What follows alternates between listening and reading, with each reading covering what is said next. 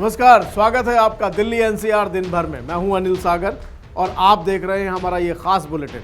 हम आपको अब तक की सभी बड़ी खबरें दिखाएंगे और सबसे पहले एक नजर सुर्खियों पर। कोरोना संकट पर दिल्ली के मुख्यमंत्री केजरीवाल का बड़ा दावा। बोले कोरोना की तीसरी लहर पर पाया काबू। टेस्टिंग के मामले में दुनिया में सबसे आगे दिल्ली।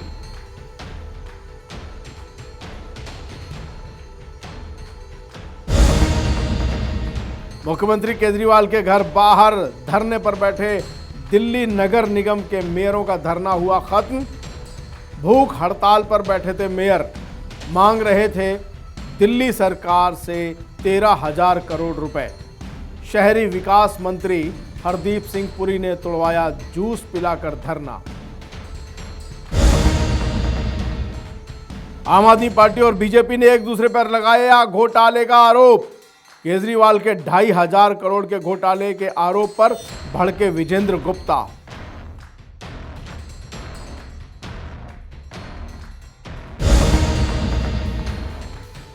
राजधानी दिल्ली में वैक्सीनेशन की तैयारियां पूरी। स्टोरेज से लेकर वैक्सीन लगाने तक की स्वास्थ्य कर्मियों को ट्रेनिंग हुई पूरी। दिल्ली ट्रैफिक पुलिस ने किसान आंदोलन के मद्देनजर जारी की एडवाइजरी। सिंघू और टिकरी बॉर्डर से जाने वाले यात्रियों के लिए बताए वैकल्पिक रूट। दिल्ली में भीषण शीतलहर के साथ प्रदूषण का कहर जारी। 2 डिग्री सेल्सियस तक पहुंचेगा तापमान। दिल्ली वालों के लिए सबसे अच्छी खबर सबसे पहली। दिल्ली के मुख्यमंत्री अरविंद केजरीवाल ने यह दावा किया है कि जो कोरोना की तीसरी लहर थी उस पर काबू पा लिया गया। उन्होंने स्वास्थ्य कर्मियों को धन्यवाद कहा।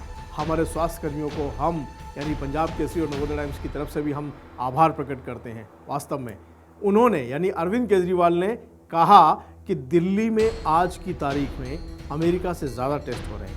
और क्या क्या कहा, आइए देखते हैं। दिल्ली ने पूरे देश में सबसे ज़्यादा मुश्किल कोरोना की लड़ाई लड़ी है।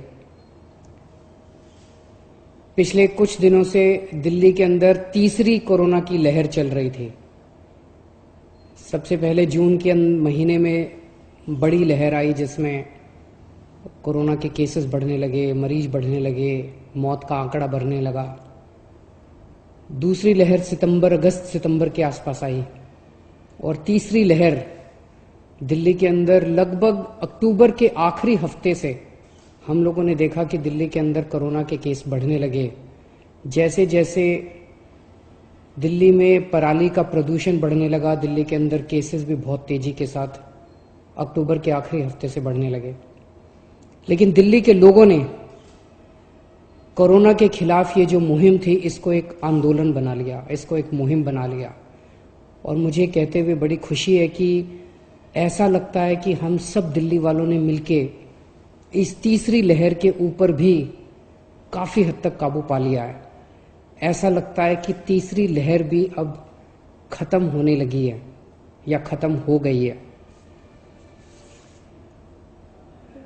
नवंबर के महीने में एक दिन ऐसा आया था जब 8600 केसेस एक दिन में आए थे, 8600 केसेस एक दिन में आए थे।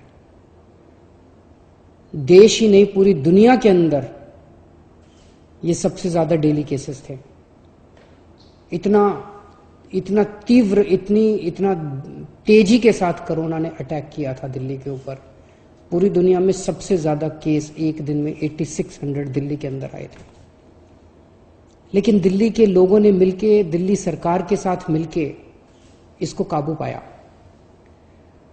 मुझे याद है अप्रैल के पहले तो हमने दिल्ली के अंदर सबसे ज्यादा इंपॉर्टेंस टेस्ट करने को दी। टेस्ट इतना ज्यादा बढ़ा दिया, मुझे अपने डॉक्टर्स पे, कोरोना वॉरियर्स पे, नर्सेस पे, हमारे ऑफिसर्स पे, स्टाफ पे इतना गर्व है कि उन्होंने समय की मांग के अनुसार रात दिन 24 घंटे मेहनत की। आप सोच के देखिए, अगस्त के महीने में 20 अगस्त तक हम 20,000 के करीब टेस्ट किया करते थे। सेकेंड वेव आई, हमने सबको कहा, अफसरों को कहा, डॉक्टर्स को कहा, भाई टेस्ट बढ़ाने हैं। हफ्ते 10 दिन के अंदर उन्होंने 20,000 से 60,000 टेस्ट डेली करने चालू कर दिए। और जब तीसरी वेव आई अभी, तो उन्होंने 60,000 से 90,000 टेस्ट डेली करना चालू कर दिए। तो हम टेस्ट करते थे, उनको आइसोलेट करते थे, टेस्ट करते थे, उनको आइसोलेट करते थे। आज दिल्ली के अंदर लगभग 90,000 टेस्ट डेली हो रहे हैं। इतने टेस्ट भारत के अंदर तो सबसे ज्यादा है ही, पूरी दुनिया के अंदर सबसे ज्यादा टेस्ट आज दिल्ली के अंदर हो रहे हैं। मैं आपको कुछ आंकड़े देता हूं। दिल्ली की राजनीति में आरोप प्रत्यारोप का दौर जारी है। एक तरफ अरविंद केजरीवाल जो है वो कह रहे हैं दिल्ली नगर निगम ने घोटाला किया है 2,500 करोड़ रुपए का, तो वहीं भारतीय जनता पार्टी के विधायक ने यह दावा किया है कि दिल्ली के मुख्यमंत्री ने मुख्यमंत्री सड़क योजना में 1,000 करोड़ रुपए का घोटाला किया है। विजेंद्र गुप्ता इस पूरे मामले पर क्या कह रहे हैं, आइए सुनते हैं उन्हीं से। देश की राजधानी दिल्ली में केजरीवाल सरकार और एमसीडी के बीच जंग थमती नजर नहीं आ रही है। आम आदमी पार्टी ने उत्तरी दिल्ली नगर निगम पर 2,500 करोड़ रुपए के घोटाले का आरोप लगाते हुए इस कथित घोटाले की सीबीआई जांच की मांग की है। विधानसभा में इस मांग से जुड़ी होर्डिंग लगाई गई। आम आदमी पार्टी के विधायकों ने सत्र के दौरान बीजेपी पर भ्रष्टाचार का आरोप लगाया। सीएम केजरीवाल ने दिल्ली विधानसभा के विशेष सत्र में ये मुद्दा उठाया और कहा कि 2,500 करोड़ का घोटाला दिल्ली के इतिहास का अब तक का सबसे बड़ा घोटाला है। आज दिल्ली प्रदेश और दिल्ली की जनता के लिए, इस विधानसभा के लिए बहुत ही दुखदायक दिन है कि शायद दिल्ली के इतिहास का सबसे बड़े घोटाले के ऊपर चर्चा करने के लिए हम सब लोग एकत्रित हुए हैं। दिल्ली के इतिहास का ये सबसे बड़ा स्कैम है। एक कांग्रेस थी, कांग्रेस ने बहुत बड़े बड़े घोटाले करे और उसमें उनका सबसे प्रसिद्ध घोटाला कॉमनवेल्थ घोटाला माना जाता है। लेकिन भारतीय जनता पार्टी ने नगर निगम में कांग्रेस को भी पीछे छोड़ दिया। लोग कह रहे हैं कि भारतीय जनता पार्टी का ये 2,500 करोड़ का घोटाला कांग्रेस के कॉमनवेल्थ घोटाले से भी ज़्यादा बड़ा घोटाला है। ये तो भला हो दिल्ली के लोगों का कि इन्होंने दिल्ली सरकार इनको नहीं दी, नहीं तो पता नहीं दिल्ली सरकार के अंदर ये क्या हाल करते। और 2,500 करोड़ रुपए का ये घोटाला तो इस साल का है, एक नगर निगम का है। अगर 15 साल का हिसाब किताब लिया जाए और तीनों नगर निगमों का हिसाब किताब लिया जाए तो पता नहीं कितने करोड़, कितने हजार करोड़ का घोटाला अभी तक इन्होंने 15 साल में किया होगा। एमसीडी किराया माफी मामले पर चर्चा में अपनी बात रखते हुए आम आदमी पार्टी विधायक सौरभ भारद्वाज ने बीजेपी को घेरा।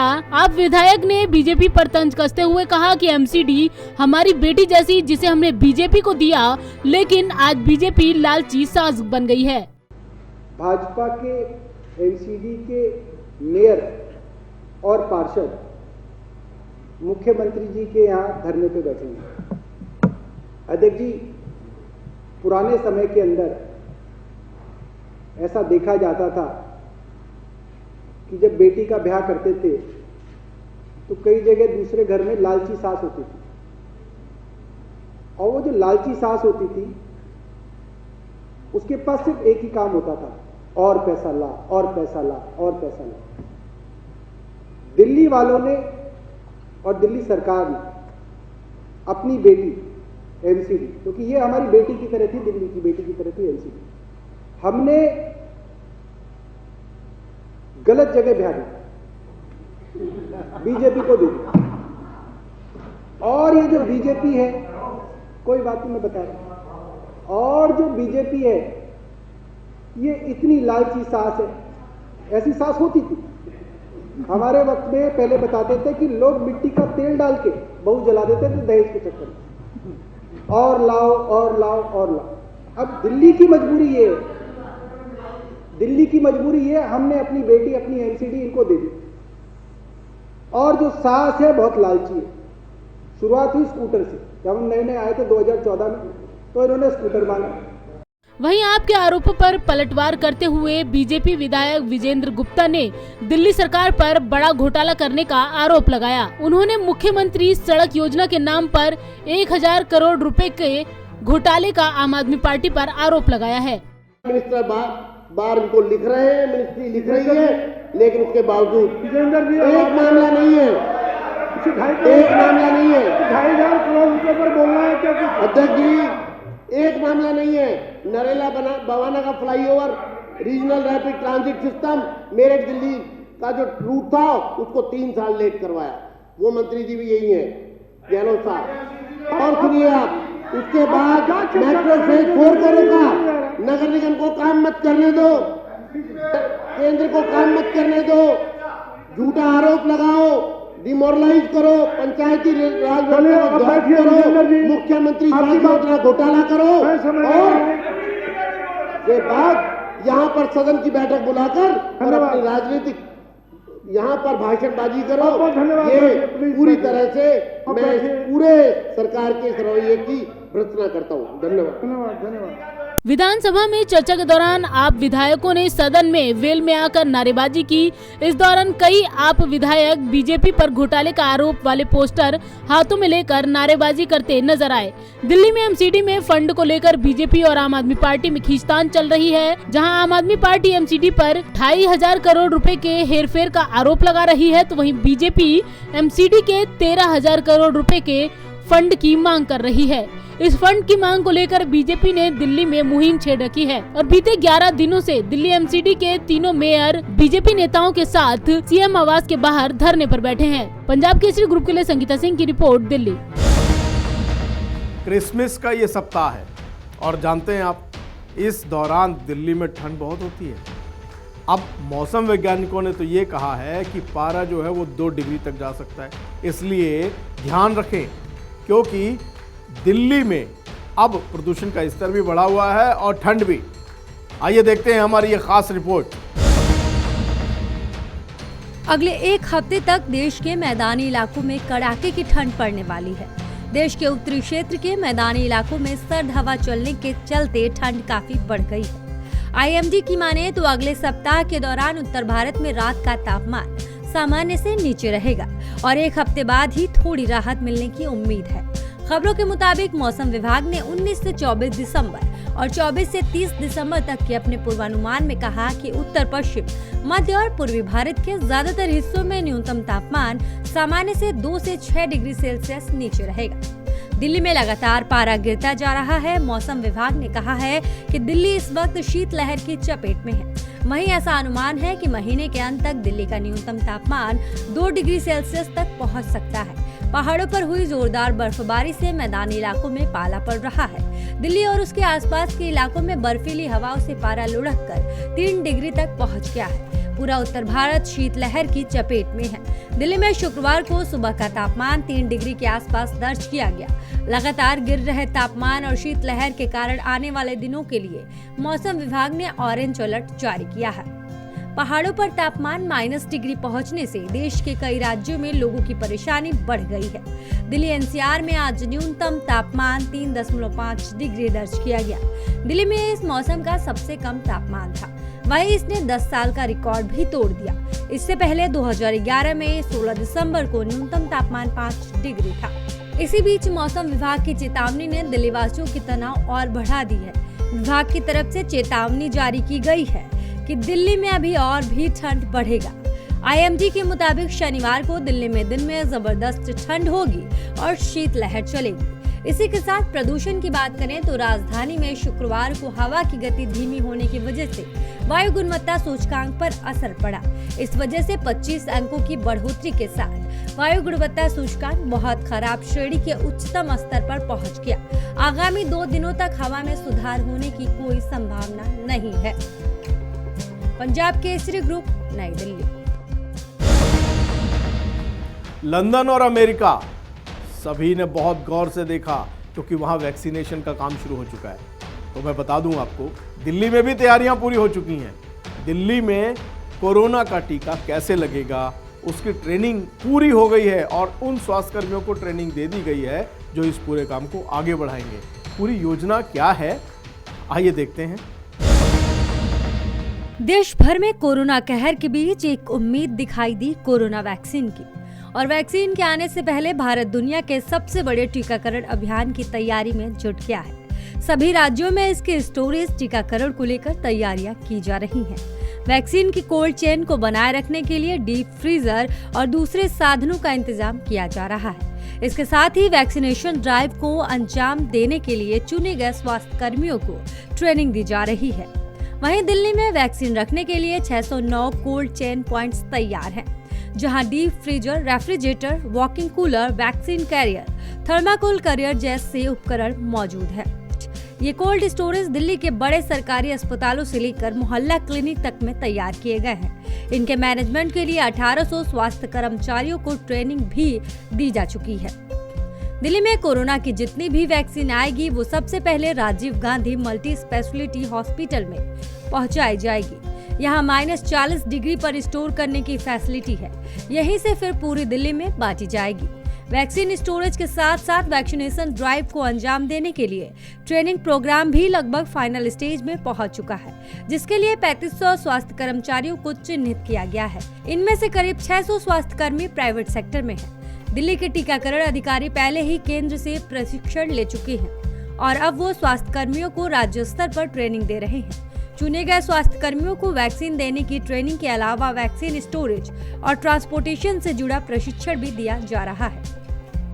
आपको बता दें कि कोरोना महामारी से जंग लड़ती दिल्ली की वैक्सीन वाली ट्रेनिंग पूरी हो चुकी है।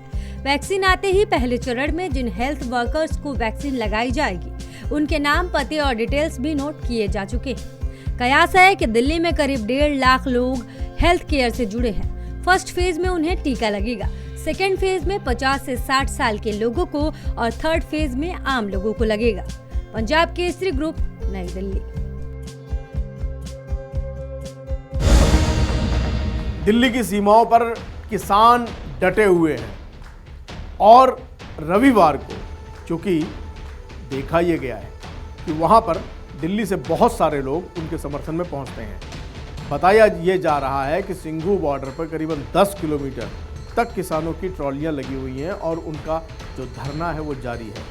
दिल्ली पुलिस ने इसको लेकर के एक एडवाइजरी जारी की है। उन्होंने बताया है कि जो भी लोग इन रास्तों का इस्तेमाल करते हैं वो वैकल्पिक रास्तों का प्रयोग करें। अगर आप उधर जा रहे हैं तो ये खबर आपके बहुत काम की है। सिंघू बॉर्डर पर 23 दिन से किसान आंदोलन जारी है, जिसको लेकर दिल्ली ट्रैफिक पुलिस ने ट्रैफिक एडवाइजरी जारी की है। नए ट्रैफिक अपडेट के मुताबिक सिंघू, औचदी, पियाऊ, मनियारी और मंगेश बॉर्डर बंद है। लामपुर, साफियाबाद, संबोली और सिंघू स्कूल टोल टैक्स सीमाओं के जरिए वैकल्पिक सड़क इस्तेमाल करने के लिए कहा गया है। वहीं मुबारका और जीटीके रोड से ट्रैफिक डाइवर्ट किया गया है। ट्रैफिक पुलिस के अपडेट में बाहरी रिंग रोड, जीटीके सड़क और NH 44 से बचने के लिए कहा गया है। हरियाणा के लिए झारोदा, दोराला, कपासेरा, बदूसराय, राजोखरी, NH 8, बिजवासन, बाजखेरा, पालम विहार और डुंडा हेड़ा बॉर्डर को खोला गया है। टीकरी धनसा बॉर्डर किसी भी ट्रैफिक मूवमेंट के लिए बंद है। झटिकरा बॉर्डर केवल 2 पहिया और पैदल यात्रियों के लिए खुला है। वहीं दिल्ली से नोएडा की ओर जाने वाली चिल्ला बॉर्डर 1 कैरेजवे यातायात के लिए खुला है। हालांकि नोएडा से दिल्ली के लिए अन्य कैरेजवे बंद है। दिल्ली में गाजीपुर बॉर्डर के पास नेशनल हाईवे 24 के डिवाइडर पर किसानों ने पथरीली मिट्टी को खेती के लायक बनाया और उसमें धनिया, मिर्च, मूली समेत कुछ सब्जियों के बीज डाले हैं। दिल्ली हरियाणा के सिंघू बॉर्डर पर करीब 10 किलोमीटर तक सड़क पर किसानों का डेरा है। इस आंदोलन के कारण पास के कुंडली में हजारों फैक्ट्रियां बंद पड़ी हैं। इसी तरह दिल्ली हरियाणा की सीमा टिकरी बॉर्डर पर भी सड़क बंद है। किसान आंदोलन के कारण दिल्ली नोएडा को जोड़ने वाला चिल्ला बॉर्डर भी बंद किया गया है, जिसके कारण इन रास्तों से गुजरने वाले लोगों को काफी परेशानी हो रही है। पंजाब केसरी ग्रुप, नई दिल्ली। ये था हमारा खास बुलेटिन। आप देखते रहिए पंजाब केसरी, नवोदय टाइम्स टीवी। याद रखिए, कोरोना अभी चल रहा है। जब तक दवाई नहीं तब तक ढिलाई नहीं, और ठंड भी है, इसलिए अपना खास ध्यान रखें। और अनिल सागर को दीजिए इजाजत। नमस्कार।